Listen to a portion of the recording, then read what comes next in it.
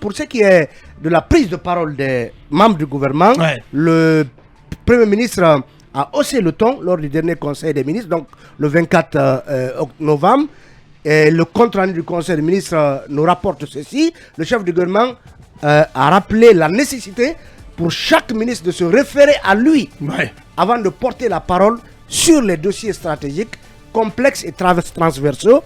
Aussi, il a demandé de privilégier toujours la concertation préalable. Qu'est-ce qui s'est passé réellement? Oui, Aboubacar, on se pose la question. Même s'il précise plus loin que le gouvernement a un porte-parole à qui, par sa délégation, lui, le Premier ministre, est chargé de rendre compte des travaux du Conseil des ministres. On se pose des questions. Est-ce que il va falloir systématiquement, pour les membres du gouvernement, désormais s'adresser au Premier ministre, par quel moyen? Est-ce qu'un coup de poing, un coup de fil suffirait? Ou il faut adresser un courrier au Premier ministre ou un mail pour l'informer du passage des ministres que nous avons déjà de la peine à avoir dans nos studios. Est-ce que quelles sont... Bonjour les restrictions, franchement. Les restrictions, comment tout cela va se passer? D'autant que, voilà, le gouvernement est aujourd'hui apparemment au pied du mur. En tout cas, je vais dire même harcelé par le président de la transition par rapport à la gestion de la chose publique. Est-ce que, sur la base de quels critères va-t-on décider que tel ministre irait à FIM, un autre irait à Espace ou un autre encore à Dioma? Déjà, tout cela pose problème. Ça ressemble à une opération contrôle de la communication gouvernementale. Bien, peut-être. Mais... Si vous voulez, destruction de l'action gouvernementale. Je m'explique rapidement. Il y a deux vocables qui s'interchangent. Un membre du gouvernement doit expliquer et agir, ou agir et expliquer. À partir du moment où vous lui mettez dans une situation où il ne peut ni expliquer avant d'agir, ni d'agir et après expliquer, vous l'amenez à l'échec. Parce que son action ne sera pas vue. C'est ça le malheur d'avoir des amateurs. À mon avis. Il prend le contre-pied de, comment dirais-je, oui, justement, parce que le colonel demande que les gens communiquent. Mais maintenant, si lui, il a des choses à cacher, c'est de l'amateurisme. C'est très grave. Non, mais pas forcément. Allez, on va y revenir. En tout cas, c'est aussi l'autorité du Premier ministre qui se fait sentir, une manière de mettre le garrot sur les lèvres de nos ministres, des princes qui nous gouvernent. On va y revenir dans la deuxième partie. On va surtout parler de ces 4 hôpitaux régionaux dont le coût est passé à 198 millions. On parle là aussi des passeports, les passeports dont la confection est source de tension entre deux services du ministère de la Sécurité. Mais aussi, on s'intéressera à ces instructions du président, le président de la transition, qui insiste sur, en tout cas, l'audit des contrats dans le cadre de l'exercice budgétaire 2022. Qu'est-ce qui se cache derrière cette pression du président de la transition? On va tout déballer. On revient dans quelques minutes. Allez, avant de continuer, Mamadouri, on revient sur cette décision du Premier ministre Goumou. Oui, je disais que c'est contradictoire si on se réfère justement aux récentes directives du PM qui disaient que les différents ministres devaient s'inscrire. Le président de la transition, je disais, merci, Talibé. Donc les ministres devraient s'inscrire dans, si vous voulez, ce qu'on a appelé tout à l'heure la reddition des comptes, la culture de la redevabilité.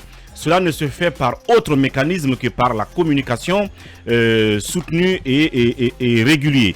Il ne s'agit pas justement de venir faire des émissions à la télé et puis c'est fini. Ça doit être étendu dans le temps, même s'il faut peut-être viser des périodes durant toute l'année sur ce qu'on fait dans son département, les points forts, les points faibles, les manques et tout ce qu'il y a comme paramètres du travail. Donc si dans le même temps, le PM dit au ministre de chaque fois se référer quand il y a nécessité de parler, étant donné que cela sous-entend aussi une certaine lourdeur, parce qu'il y a un moment pour informer le PM que je vais aller m'exprimer sur tel sujet, sur telle problématique dans tel média, il y a un temps pour que le Premier ministre fasse un retour et pour qu'il s'accorde, je ne sais pas, sur ce qu'il faut dire, les éléments de langage et tout le reste.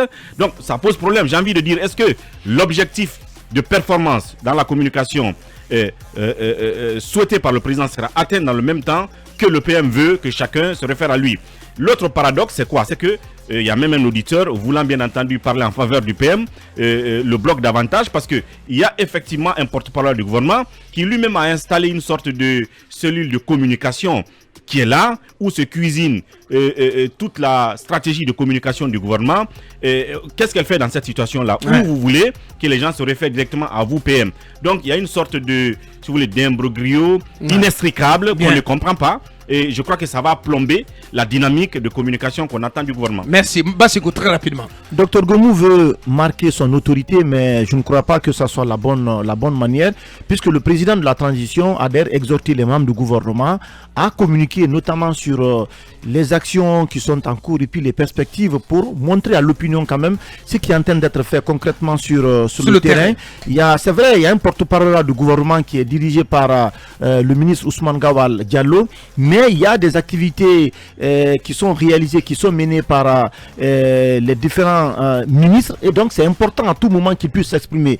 Mais cette lourdeur administrative qu'on veut justement instaurer à Boubacar Gallo va créer un gros problème au niveau donc, de la communication. Mais ça va être contre-productif pour le gouvernement. Oui, absolument, porté par les ministres qui sont à l'intérieur du pays. Par exemple, si vous prenez le ministre de l'Environnement ou bien de l'Agriculture, qui sont très actifs sur le terrain et qui sont désormais obligés donc d'avoir une autorisation du ministre Gomu avant de communiquer aux médias. Je pense que c'est un gros problème. Ce n'est pas comme ça qu'on marque son autorité. Et puisque la transition fait des résultats, à mon avis, il faut laisser les ministres vraiment porter la communication du département, surtout quand c'est nécessaire. Merci. Merci Abouakar. Juste un petit point que j'ai oublié. Je suis quand même d'accord avec lui quand il parle par exemple de certains sujets stratégiques et transversaux. Genre quand par exemple un ministre des télécoms ou je sais pas comment dire de l'énergie veut s'exprimer sur un sujet qui concerne aussi le ministre du budget ou le ministre des finances, il peut par exemple se concerter avec lui pour harmoniser les choses, les données, parce qu'il y a des questions de données, des chiffres, après prendre la parole. Merci, allez-y à Kumba là-dessus. Quel est le meilleur témoin pour une administration que la communication, la documentation? Et si une administration était privée de la communication et de la documentation, je ne vois pas en quoi elle aurait été celle qui participe au principe posé par Franklin Roosevelt qui veille que le meilleur rempart de la liberté soit un gouvernement assez fort pour défendre les intérêts des citoyens et que les citoyens soient assez bien informés sur l'action de son gouvernement pour exercer son souverain contrôle sur ses gouvernants. Je pense que si on est amené à déraper de ce principe-là, de ce principe de l'administration publique, bon, ne soyez pas gênés que je parle de l'amateurisme. Bien. Mohamed Kaba, pour en terminer. Non, moi je pense que la discipline gouvernementale voudrait bien que quand un ministre veut prendre la parole, qu'il informe sa hiérarchie, qui est le Premier ministre. On n'est pas chez l'ordre des avocats. C'est la discipline gouvernementale. C'est pas un bâtonnier. C'est pas un bâtonnier, mais c'est vraiment extrêmement important qu'il soit au courant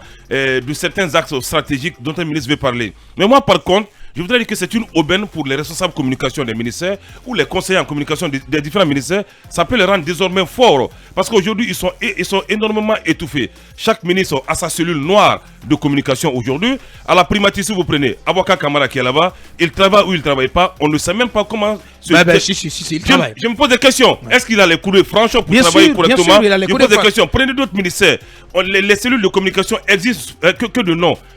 Ces cellules ne travaillent pas correctement. Donc cette discipline gouvernementale doit s'imposer. Moi je pense que ce n'est pas une lourdeur administrative. Oui, ce n'est pas une lourdeur administrative. C'est là pourquoi vous dites à un premier ministre, je dois prendre la parole sur le film à partir de 14h. Il vous donnera forcément son OK. Mais moi ce que je déplore, certains ministres qui pensent qu'ils sont au-dessus du premier ministre. Certains ministres aujourd'hui qui sont en train d'encercler le premier ministre.